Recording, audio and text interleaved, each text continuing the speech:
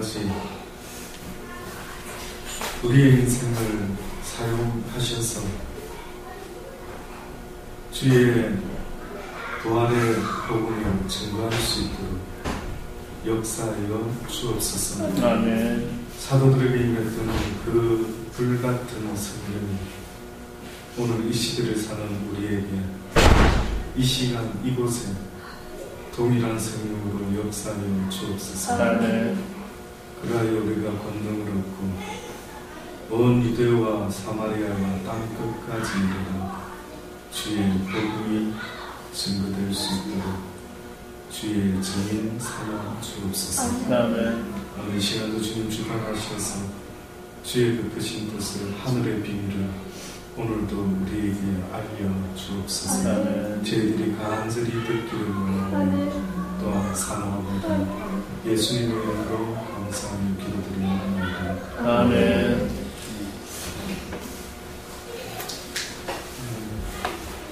기독교의 종교는 사실은 종교가 아닙니다. 종교라고 하는 것은 어떻게 보면은 종교 행위의 삶을 우리가 종교라고 이렇게 말할 수 있는데, 기독교는 종교 행위를 요구한 적이 한 번도 없습니다. 어떻게 보면 기독교가 요구하고 있는 것은 네 삶 자체가 종교 행위의 삶이 되어 너의 삶 자체가, 또다시 말하면은 네가 내 말을 듣고 준행하며 내 사랑을 사람들에게 나타내는 삶을 살아가는 그것, 이것이 어떻게 보면 내가 너희들에게 요구하는 삶이지, 주일날에만 교회에 오는 삶, 또 수요일이나 금요일에만 교회에 오는 삶, 그리고 세상 속에 나가서는 전혀 기독교인의 모습이 아닌 세상 사람들과 똑같은 모습으로 살아가는 그 모습, 하나님이 그것을 원했던 적은 한 번도 없습니다. 오늘 우리 시대의 우리 모습을 보다 보면 우리가 예수를 믿습니다 하고 있는데도 보면은 어떤 때는 내가 좋아하는 것을 세상 사람들도 좋아하고, 내가 싫어하는 것을 세상 사람들도 싫어하고, 도무지 그 어떤 것으로도 나와 세상 사람의 구별이 전혀 없는 걸 볼 때가 많습니다. 과연 나는 누구인가? 입술로는 주여 주여 하면서 실상은 전혀 그렇지 않는 내 모습을 볼 때에 때로는 나는 누구인가? 이것도 아니고 저것도 아닌 내 모습이 때로는 하나님 앞에서 심히 근심이 될 때가 한두 번이 아닙니다. 그 주님께서 이 땅에 오셔서 우리에게 복음을 전하시는데, 가장 인간의 약점이 뭐였을까? 인간이 가장 하나님 앞에서 그 모든 모습들이 바뀌지 않고 있는 그 근본적인 이유가 뭘까? 왜 그렇게 세상 사람이나 예수를 알고 믿는 사람의 모습이 전혀 다르지 못한 그 근본적인 그 인간의 육신 가운데 그 깊숙한 마음 깊은 곳에 있는 그 어떤 것 때문에 안 바뀌는 건가? 라고 볼 때에 저는 개인적으로 깨닫는 것은 그것은 바로 죽음의 문제 때문이다. 그렇게 이야기를 드리고 싶습니다. 죽음의 문제. 우리 인생 가운데 죽음이라는 단어를 떠올리면 여러분 혹시 무슨 생각이 나십니까? 한번 상상해 보셨습니까? 내 인생의 죽음이라는 것이 언제쯤 올지는 모르지만은, 그러나 죽음이라는 것이 분명히 있는데, 어느 때 보면은 많은 사람들이 세상을 살 때에 나는 죽지 않는 줄 알고 그냥 그렇게 사는 모습이 전부 대부분의 모습입니다. 여러분과 저의 사는 삶의 모습이 분명히 성경은 죽음의 문제가 심각하다라고 이야기해주고 있는데, 어느 때 보면 오늘 사는 저가 분명히 내일도 살 것 같고, 맞습니까? 오늘 사는 저와 여러분이 내일은 혹시 죽을 수도 있다라고 한 번이라도 생각을 진지하게 해보고 사신 분이 있습니까? 예. 요즘 하고 있습니다. 요즘 하고 있습니까? 그러면 오늘 하루가 어떨 것 같습니까? 최선을 다해야 됩니다. 뭔가 달라도 다르겠지. 그러니까 결국은 저는 볼 때에 왜 사람이 안 달라질까? 왜 인간이 성경을 이렇게 안다라고 하면서 왜 심각하게 달라지지 못하고 늘 어제처럼 오늘도 살고 오늘처럼 내일도 살겠지라고 하는 어디서 나오는 희한한 믿음 가운데 죽음을 생각지 못하고 살아가는 내 모습이 과연 주님 앞에서는 어떤 모습일까? 결국 성경은 분명히 말하죠. 너는 회개할 죄인이다. 회개하라. 천국이 가까웠다. 그 회개라는 이야기 속에는 뭔 줄 아십니까? 너는 죄인이다. 너는 죄인이라는 그 말씀 속에 뭐가 또 담겨 있는 줄 아십니까? 너는 죽을 수밖에 없다. 너는 죽는다. 그런데 죽음으로 모든 고통과 고난이 끝나는 것이 아니라 너에게 있어서만큼은 죽음은 고통과 고난의 끝이 아니라 영원한 고난과 고통의 시작이 될 것이다. 나 여호와의 말을 불면히 명심해라. 내가 이 땅에 너희 인생들을 보낸 것은 그냥 60, 70평생 육신을 위해서 잘 먹고 잘 살다가 인생 끝나라고 보냈던 것이 아니라 이 땅의 인생 가운데 내가 너희들에게 한 가지 숙제를 줬다는 사실을 잊지 마라. 그 숙제 제목이 뭐냐면은 바로 죽음입니다. 죽음의 문제. 이 문제를 해결하지 못하고 나에게 오게 될 때에 너희는 영원히 고통 가운데 죽지 아니하는 그 불구덩이 가운데서 너희가 고통스러워하게 될 날이 있게 될 것이다. 이것은 나 여호와가 정한 법입니다. 저와 여러분은 법을 정할 수 있는 무슨 재판장이 아니었습니다. 세상의 모든 시작도 내 마음대로 한 적도 없고요. 세상의 모든 것도 내가 지은 적도 없었고 만든 적도 없습니다. 저와 여러분은 항상 누군가에 의해서 이 세상을 시작했고 누군가에 의해서 이 세상은 이미 시작되었고 누군가에 의해서 이 땅이 내가 태어나기 전부터 지음을 받았다라고 성경이 말씀하면서 어느 전능자가 내가 너희를 만든 이유도 이 세상을 만든 이유도 나에게는 어떤 계획이 있다. 그 계획을 귀담아 들어보아라. 너희가 지금 왜 이 세상을 살아가고 있는지에 대한 그 이유를 내가 알려줄 것이니 지금부터 귀를 기울이라. 근데 안타까운 것은 사람들이 이 하나님의 이야기에 귀를 기울이지 않는 것입니다. 어느 때는 도대체 하나님께서 말씀하셨던 것이 그냥 당장이라도 눈에 좀 간접 경험이라도 할 수가 있으면 참 좋을 텐데 하는 마음이 들 때가 있습니다. 그러지 않다 보니까 주님이 한 영혼이라도 기회 있을 때 나올 수 있기를 기다리고 또 부르시고 계시다 보니까요. 갈수록 우리의 인생들이 하나님을 잘 알지 못하다 보니 많이 방장해지고 있지는 않는가라는 생각이 드는 것입니다. 그래서 결국은 죄의 문제 그리고 죽음의 문제를 고민하게 될 때에 비로소 예수님은 그들에게 구세주로 다가가실 수가 있게 되는 것입니다. 죄 사함을 받을 수 있는 사람은 누구라고 이야기했습니까? 자기의 죄를 깨닫고 회개하는 사람이 무엇을 얻을 수 있다고 했죠? 죄 사함을 얻을 수 있다. 결국 죄의 문제라는 것은 무엇과 연결이 되어 있다고요? 죽음하고 연결되어 있다. 그렇죠? 죄는 곧 죄의 싹은 뭐라고 성경이 말했습니까? 사망이라고. 사망이라는 것은 하나님 편에서는 최악의 모습을 이야기합니다. 인간이 죽기 위해 태어난 게 아니기 때문에 죄의 싹수로 말미암아 모든 인생이 죽게 된다고 하는 그 이야기는요, 궁극적으로 하나님이 원하는 바가 아니기 때문에 하나님께서 이 죄의 문제를 우리한테 숙제처럼 남겨놓으셨다라는 사실을 꼭 잊어서는 안 돼요.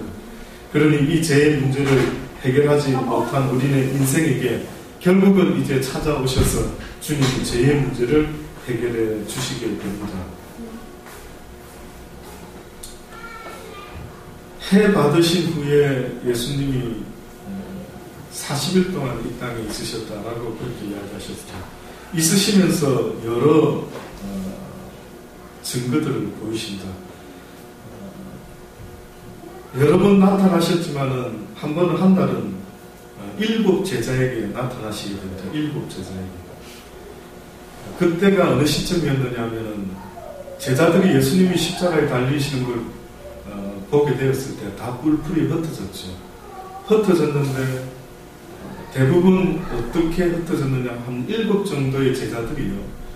베드로하고 똑같이 바닷가에 가서 다시 어부가 됩니다.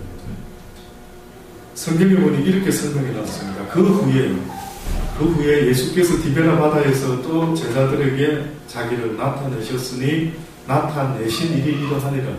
시몬 베드로와 디두모라 하는 도마, 갈릴리 가나 사람 나다나엘과 세베대의 아들들과 또 다른 제자 둘이 함께 있더니 시몬 베드로가 나는 물고기 잡으러 그냥 갈란다. 예수님 돌아가시고 내가 특별히 할 게 뭔가 생각해 보니까 다시 물고기 잡으러 가는 것이 내가 할 일인 것 같다 하고 베드로는 다시 옛날처럼 물고기를 잡으러 갑니다. 그때 그들과 함께 있던 그 제자들이 다른 제자들이요 우리도 함께 가겠다 하고 나가서 배에 올랐으나 이 밤에 아무것도 잡지 못하였더니 날이 새어갈 때에 예수께서 바닷가에 서셨더라. 베드로가 처음 예수님을 만났을 때 장면 기억하십니까? 혹시 어느 때 베드로가 예수님을 처음 만났는지 아십니까? 그가 밤이 새도록 그물을 던졌으나 물고기를 하나도 낚지 못해요.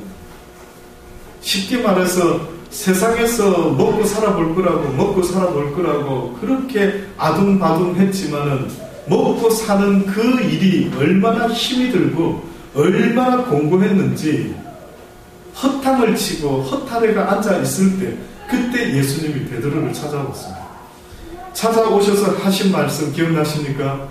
베드로야, 깊은 곳에 가서 그물을 내려보아라. 그래서 말씀에 순종하여 베드로가 깊은 바다에 그물을 내리죠. 그때 어떻게 했습니까? 물고기를 많이 잡았더라. 밤새도록 했어도 하나도 못 잡았는데.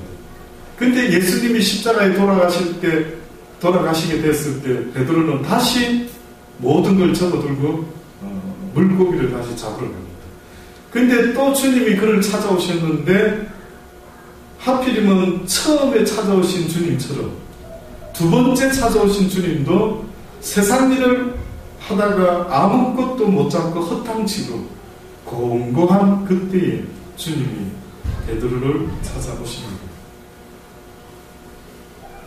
날이 새어갈 때 예수께서 바닷가에 서셨으나 제자들이 예수신 줄을 알지 못한지라.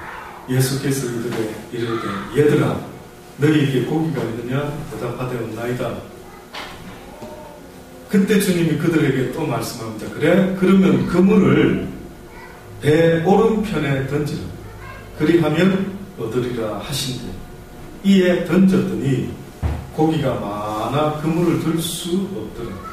예수의 사랑하는 그 제자가 베드로에게 이르되 주시라 하니 시몬 베드로가 벗고 있다가 주라 하는 말을 듣고 겉옷을 두른 후에 바다로 뛰어내리더라.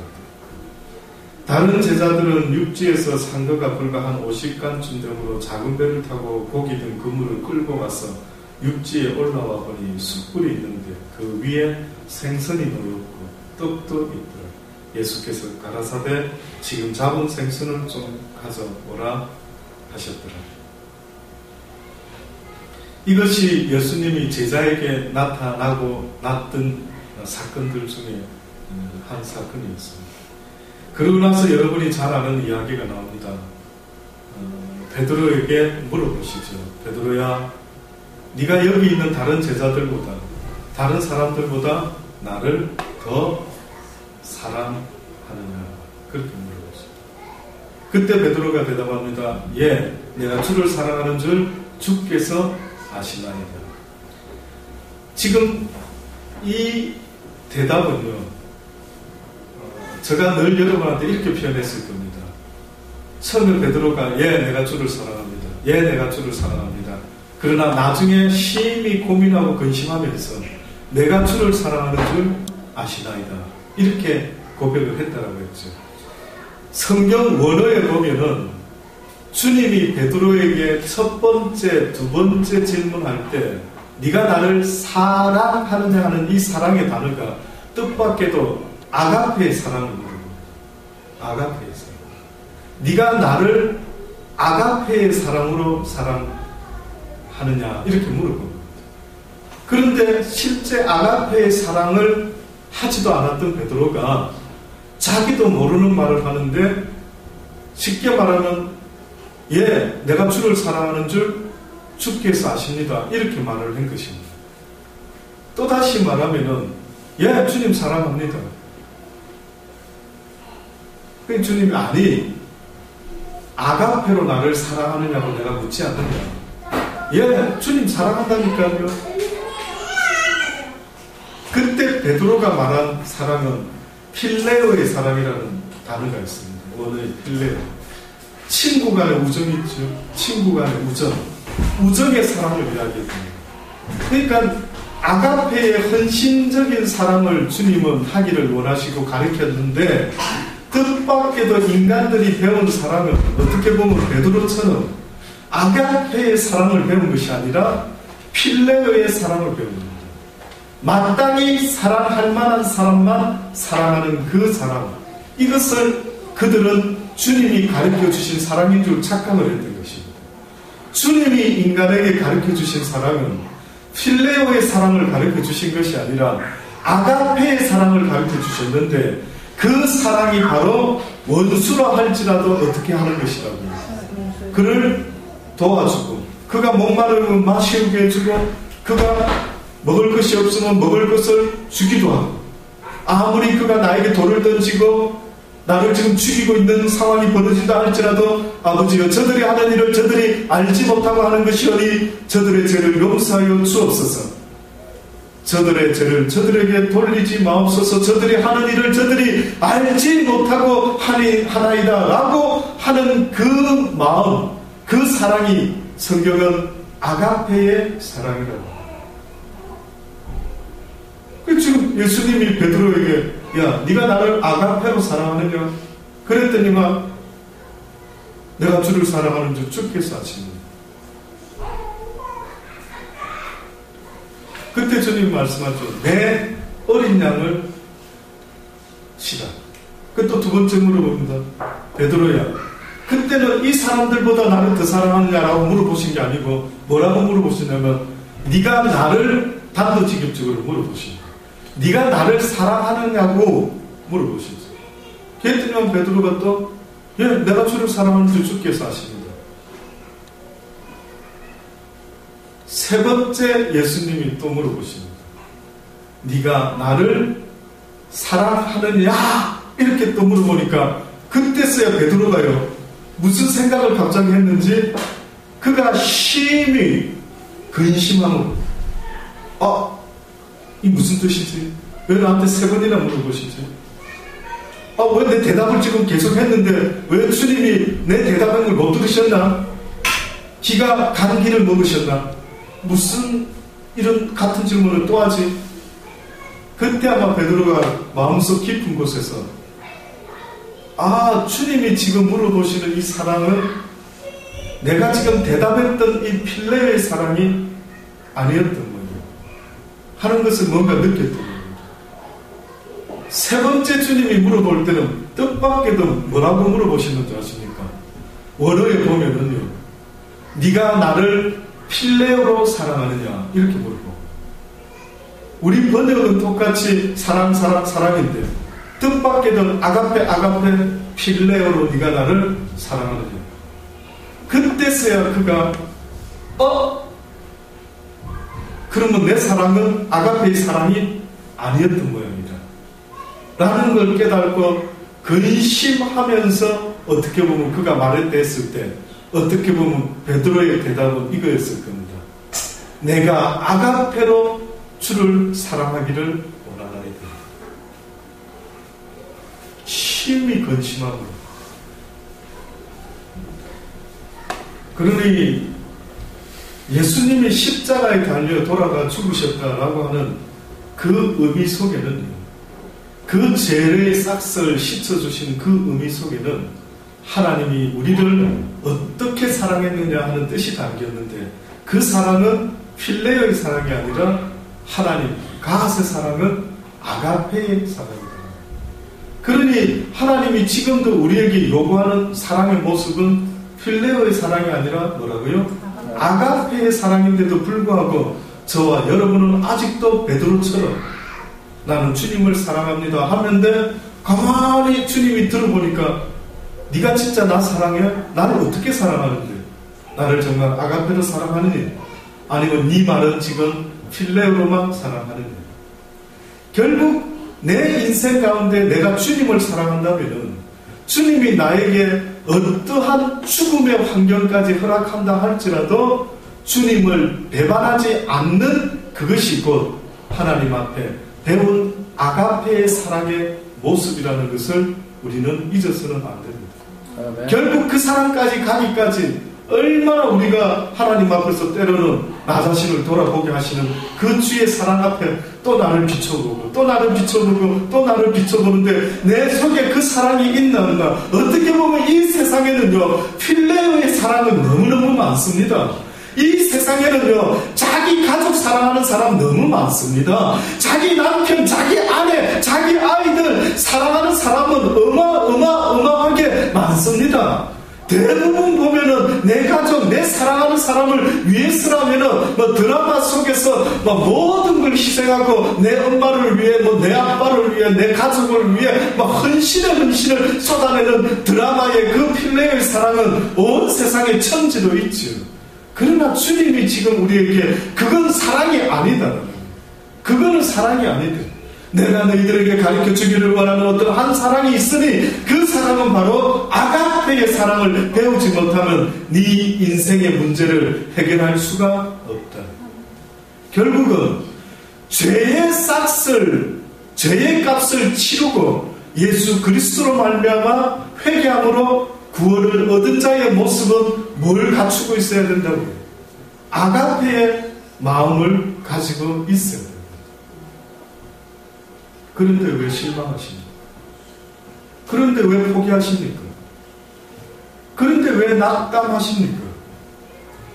아가페의 사랑은 포기를 모르는 사랑입니다. 아가페의 사랑은 내가 죽는 한에 있어도 끝까지 그에 대한 사랑을 포기하지 않는 것입니다. 오늘 이 시대에 그런 사랑을 가진 자가 과연 어디에 있는지를 주님은 물어보고 계시는 것입니다. 요한복음 20장 19절의 말씀부터 보면 주님께서 또 나타나십니다. 또 나타나십니다. 주님이 어떻게 또 나타나시냐 봤더니만 이날 곧 안식 후 첫날 저녁에, 안식 후 첫날 저녁에 아마 이 제자들에게 나타나는 시기가 무교절일 것입니다. 6월절이 지났습니다. 아마 무교절 시기 때문에 이날 곧 안식 후 첫날 저녁 때에 제자들이 유대인들을 두려워하여 모인 곳에 문을 닫았더라. 아침에도 말씀드린 것처럼 그들이 예수 죽은 걸 보고 불통이 우리한테 튀지 않는가 하고 굉장히 걱정하게 됩니다. 이 모인 곳에 문을 닫았더니 예수께서 오사 가운데 서서 가라사대 너희에게 평강이 있을지어다. 이 말씀을 하고 손과 옆구리를 보이시니 제자들이 주를 보고 기뻐하더라. 예수께서 또 가라사대 너희에게 평강이 있을지어다. 아침에도 이 말씀을 이와 유사한 다른 복음서에 있는 말씀을 읽어드렸습니다. 아버지께서 나를 보내신 것 같이 나도 너희를 보내노라. 그런데 이 말씀을 하시고 다른 성경에 없는 한 가지 행동을 하십니다. 뭔지 아십니까? 이 말씀을 하시고 저희를 향하여 숨을 내쉬며 가라사대 하고 숨을 내쉬면서 가라사대 성령을 받으라 그러셨어요. 저는 이 장면을 보면서 어떤 생각이 쓱 떠올랐냐면요, 창세기 때 하나님께서 인간을 흙으로 만드시고 나서 인간의 코에다가 어떻게 하셨다고요? 생기를 불어넣었어요. 인간의 코에다가 하나님이 하고 하나님의 호흡 가운데 있는 그 형상의 그 생기를 아마 인간에게 그 영을 부어넣은 거 아니겠습니까? 그랬더니만 흙이었던 인간의 몸에 생기가 들어가니까, 또다시 말하면 성령이 들어가니까, 또다시 말하면 하나님의 형상이 쑥 들어가니까 이 흙덩어리가 갑자기 뭘로 변합니까? 생영이 되었대. 무슨 뜻인지 압니까? 이 단어 뜻이 죽어있던 아무런 생명력이 없는 어떤 존재가 갑자기 살아있는 생명체가 되었다라고 하는 그 뜻입니다. 글쎄 그러더니 막 갑자기 인간이 살아나기 시작합니다. 근데 예수님이요, 뜻밖에도 여러분, 예수님이 부활하시고 나서 두렵고 떨려가지고 문을 꼭꼭 닫아놓고 혹시나 불통이 자기들한테 튈까봐 겁이 나가지고 있는 그 제자들에게 예수님이 오셔가지고 평안하냐, 평강이 있기를 원한다라고 하시면서 저희를 향하여 숨을 후 내쉬면서 성령을 받으라, 그렇게. 근데 지금 이때 성령을 받으라 했는데 여러분 생각에 도대체 이게 무슨 의미고, 성령을 받았을까 못 받았을까? 도대체 이 성령은 무슨 성령입니까?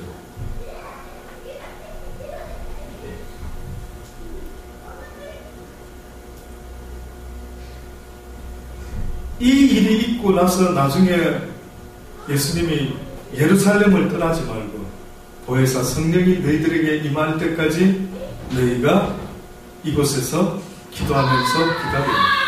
성령이 덧입혀질 때까지 기다리라. 그럼 그때 그 성령은 도대체 뭐고요? 이때 이 성령은 도대체 뭐지?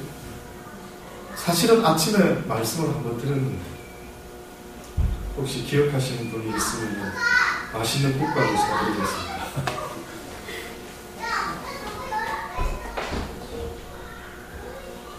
아침에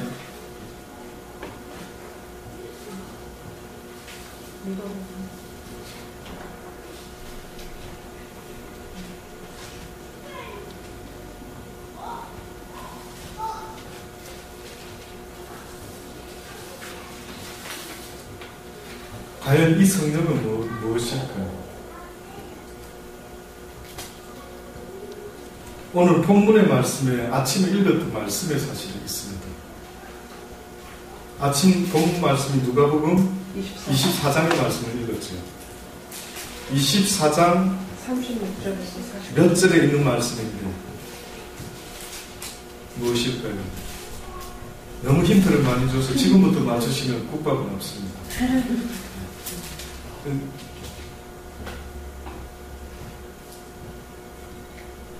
참 뜻밖입니다. 성경에 참 묘하게 분명히 예수님이 오셔가지고 평강하라 하시고 제자들에게 숨을 불어넣으시면서 성령을 받으라 했거든요.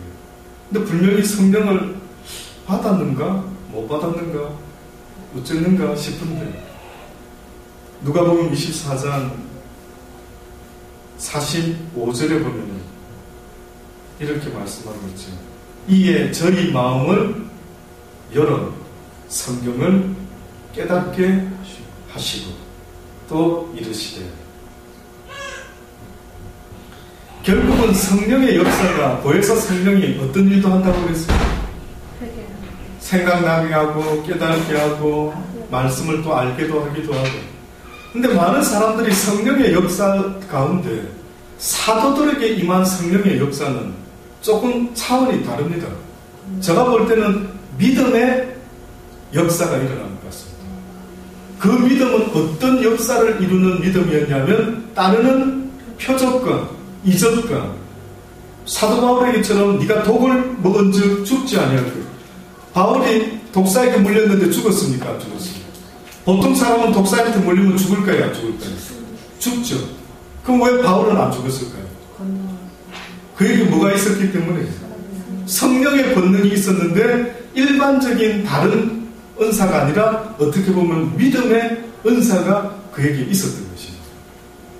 그래서 성경 읽는 분들이 오해하시는 게 나도 믿는데 왜 나는 이런 표적이 안 나타나지? 왜 저 사람한테는 표적이 나타나지? 할 때 성령의 은사가 각각 다르기 때문에 그렇습니다. 그래서 어떤 이는 사도요, 어떤 이는 교사요, 선지자로, 가르치는 자로, 또 신유의 은사로, 또 여러 가지 방언, 예언하는 은사로 사들이 있는데 성령께서 각각 자기의 뜻과 계획과 소원대로 사람에게 허락하는 모든 은사들이, 역사들이 달랐던 것입니다. 그런데 뜻밖의 제자들에게 나타나셔서 예수님이 갑자기 성령을 받으라. 예수님이 올라가시고 내가 올라가야만이 너희들에게 아버지께서 보혜사 성령을 허락하겠대. 그래서 신학교에서 사실은 성령론이라고 하는 것이 있는데 이거는 한번 전해볼 만한 가치가 있는 제목입니다. 여기에 대해서 많은 학자들이 이야기는 했지만 저 개인적으로는 성경에서 가장 어려운 주제 중에 하나가 뭐냐라고 물어본다면 저는 성령이라는 거예요. 이 성령을 어떻게 이해해야 되는 거예요? 과연 구약에는 성령이 없었는가? 그러면 구약에서 역사한 하나님의 성령, 하나님의 영은 어떻게 역사했는가? 그리고 그 영은 어떤 형태로 역사하는가? 누구에게는 어떻게, 누구에게는 또 저렇게, 이렇게 각각에게 어떤 식으로 역사하고 있는가? 이런 것들이요, 한번 확연히 보면은 언젠가 저희 사모랑 이야기하다가 그전에는 몰랐다가 왜 믿음이라는 게 은사 속에 있지?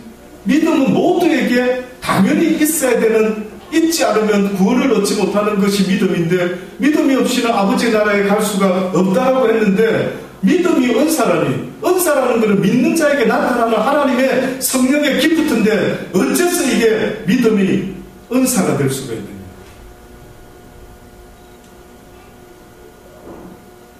근데 뜻밖의 보면은 믿음의 역사가 지금 방금 말씀드렸던 따르는 표적과 이적과 모든 것들의 역사를 이야기하고 있는 것입니다. 예수님이 두려워 떨고 있는 그들에게요, 가장 먼저 성령으로 역사를 하신 것 같습니다. 다시 말하면 그들의 마음을 열어 성경을 깨닫게 해주십니다. 저는 여러분이 이 시간 이후로부터 또 한 가지 기도 제목을 추구하신다면 주여, 주의 성령을 내게 허락하소서. 꼭 성령이면 방언 말하고 따따따따 이게 아니라요. 내 마음의 문을 열어서 주의 말씀을 들을 때 어떻게 하게 해달라고? 깨달을 수 있게 해달라고. 제 말씀을 듣고도 이게 무슨 소린가 하고 듣고 있는 자가 아니라 똑같이 주의 말씀을 듣고도 깨달을 수 있는 자가 될 수 있도록 하나님께 기도할 수 있게 되기를 개인적으로 간절히 바랍니다. 네. 바랍니다. 이렇게 저희를 향하여 숨을 내쉬며 가라사대 성령을 받으라. 그러고 나서 뭐라고 하셨는지 아십니까? 제자들에게입니다. 너희가 네 죄든지 사하여질 것이요, 네 죄든지 그대로 두면 어떻게 된다고요? 그대로 있으리라. 지금 성령 받은 이 제자들에게 허락하시는 권한이 일반 성도에게 허락하는 권한이 아닌 것입니다. 역할이 다 다릅니다. 그런데 왜 자꾸만 모든 사람들이 역할이 성령은 하나지만 모든 지체와 역할은 다 다르다고 분명히 말씀하고 있는데, 그래서 사도라는 단어는 구약에는 없다고 그랬죠. 신약에는 있는데 신약에서 이 사도의 역할은 어떻게 보면 가르치는 일과, 그러니까 선지자의 일도 있고 복음을 전하는 전도자의 일도 있고 하나님의 비밀을 예언하는 일도 있었고, 지금과 같이 어떤 일까지 추가가 되었습니까? 구약시대에는 상상도 할 수 없는 권한이 추가가 되었죠. 그게 바로 네 죄를 사하면 사하여질 것이다. 이건 누구만 하신 겁니까? 세상에. 예수님만 하셨던 그 권한을 지금 누구도 할 수 있게 되었다고. 사도들이 하게 되었다고. 그래서 이 의미가 가장 구약에서 유사한 자가 누군가라고 하면 아브라함입니다. 아브라함에게 뭐라고 말씀했냐면, 좀 다를 수도 있지만 아주 유사한 경우입니다. 너를 축복하는 자에게 내가 축복할 것이고 아브라함아 너를 저주하는 자에게 내가 저주를 내릴 것이야. 결국은 신약의 사도는 완전히 상황이 수동이 아니라 능동적으로 바뀝니다. 이제는 네가 축복하는 자를 내가 축복할 것이요 네가 저주하는 자를 내가 저주하리라. 네가 땅에서 풀면 하늘에서도 풀릴 것이요 네가 땅에서 매면 하늘도 너희의 뜻을 쫓을 것이요 네가 땅과 하늘의 권세를 가진 나 예수가 아버지가 나에게 주신 이 권세를 나도 너희들에게 주노니 이제부터는 너희가 네 죄든 사하면 사하여질 것이요 네 죄든지 그대로 두면 그대로 있으리라. 12 제자 중에 하나인 디두모라는 도마 예수 오셨을 때 함께 있지 않았던 거예요. 다른 제자들이 그에게 이르되 우리가 주를 보았노라 하니 도마가 가로되 정말 내가 그 손의 못자국을 보며 내 손가락을 그 못자국에 넣으며 내 손을 그 옆구리에 넣어보지 않고는 내가 믿지 아니하겠노라 라고 하니 8회를 지나서 제자들이 다시 집안에 있을 때에 모여 있을 때 그때는 도마도 함께 있었더라. 문들이 또 다 닫혀 있는데 갑자기 예수께서 오사 가운데 서서 가라사대 너희에게 평강이 있을지어다. 제자들이 아마 예수님의 죽음을 보고 그들 마음이 두렵고 떨림으로 꽉 찼던 모양입니다. 예수를 믿는다 할 때에 평안할 때 믿는 것은 누구나 믿을 수 있습니다. 그러나 언젠가 때가 되면 성경이 말씀하신 대로 너희의 믿음이 어느 때인가 시험을 받게 될 터인데 두렵고 떨릴 때에도 불구하고 너희의 마음의 평강을 빼앗기지 말아라. 결국 하나님이 기뻐할 수 있는 믿음의 모습이라는 것은 세상에 어떤 두렵고 떨리는 일들이 생기더라도 두려워하고 떨려하며 겁내하는 것이 아니라 그리스도를 믿는 믿음 가운데 평강을 유지하지 못하면 내 믿음을 의심해봐도 됩니다.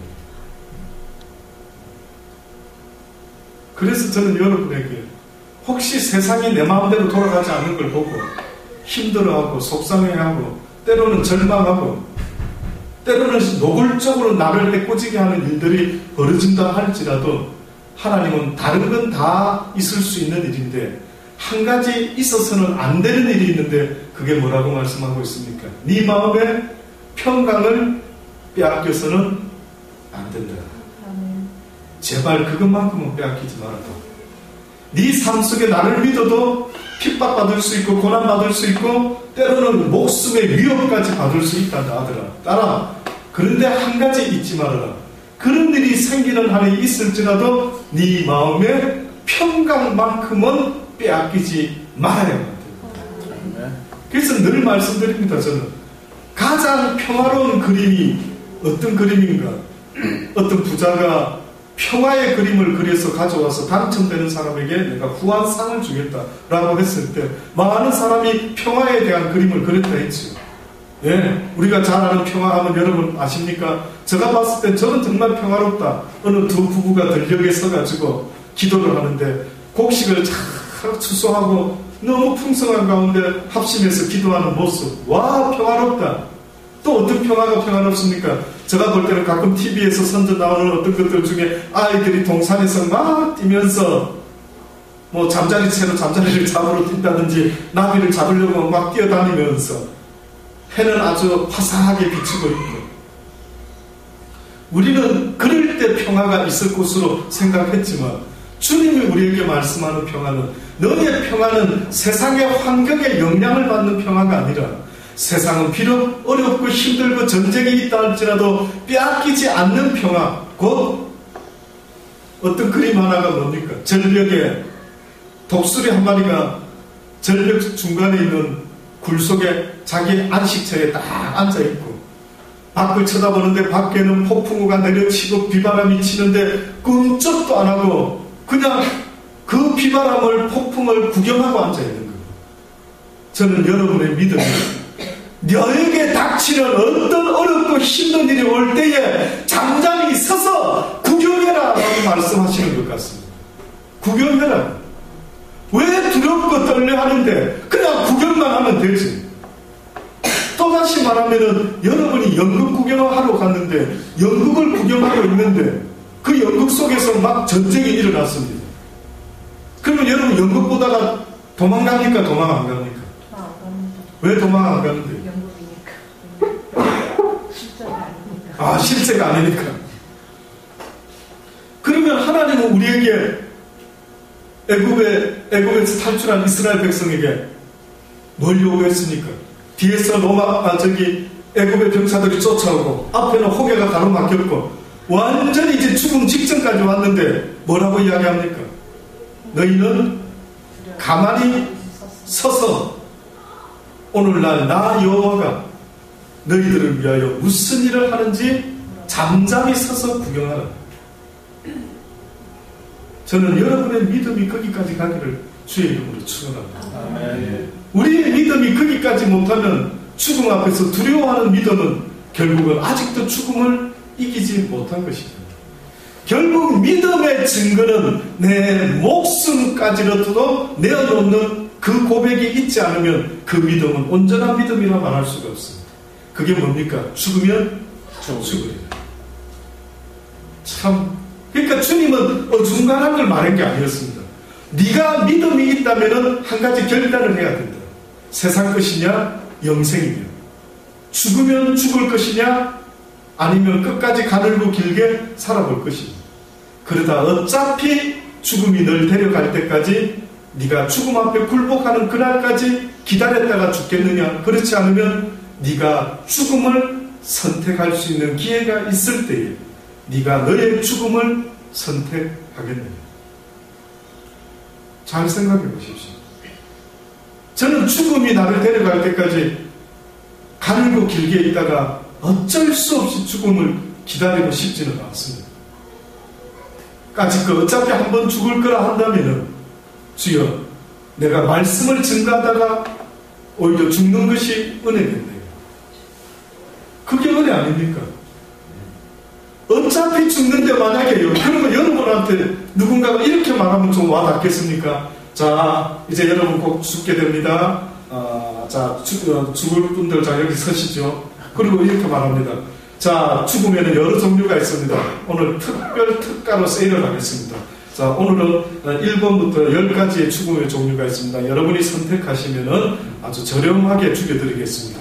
누가 만약 그렇게 하면서 첫째, 차 타고 신나게 달리다가 낭떠러지에 떨어 죽는다. 예, 이것도 괜찮습니다. 기분 꽤 짜릿합니다. 좀 별로 좋지는 않지만 빌딩 숲을 지나가다가 위에서 누가 매주를 떨어뜨렸는데 매주를 갑자기 지나가다 맞아 죽을 수도 있습니다. 예, 희한한 죽음의 종류를 말하죠. 당뇨병 걸려서 죽을 수도 있습니다. 갑자기 급성 뭐로 죽을 수도 있고. 자, 여러 종류의 죽음이 있는데 하나만 택해 보시지요. 그러면 여러분은 뭐 택하랍니까? 그럼 대부분 이렇게 말합니다. 안 죽을 수는 없습니까? 안 죽고 싶은데. 근데 성경이 말씀하는 것은 한 번 죽는 것은 정한 이치요. 한 번은 죽는답니다. 그러나 마지막 때에는 물론 살아서 주의 영광을 볼 자가 있는데 그 사람들은 살아서 주의 영광을 볼 수 있는 대가는 뭔지 아십니까? 살아있을 때 그리스도를 위하여 사신이 되어 산재물이 되어 사는 자만이 얻을 수 있는 특별한 오해입니다. 모르셨죠? 누가 휴거되느냐고요? 누가 죽음을 맛보지 않고 들림을 받느냐고요? 살아있을 때에 자기의 뜻대로 살지 아니하고 자기는 죽고 자기는 십자가를 지고 오직 주께서 원하는 일을 하면 자다가도 벌떡 일어나면서 살았던 그들에게 하나님은 특별한 선물을 하시는데 너희들에게는 내가 죽음을 맛보지 않게 하리라. 너희는 이미 죽었습니다. 너희는 이미 죽었기 때문에 너희들에게는 두 번 다시 죽음이 필요치 않은.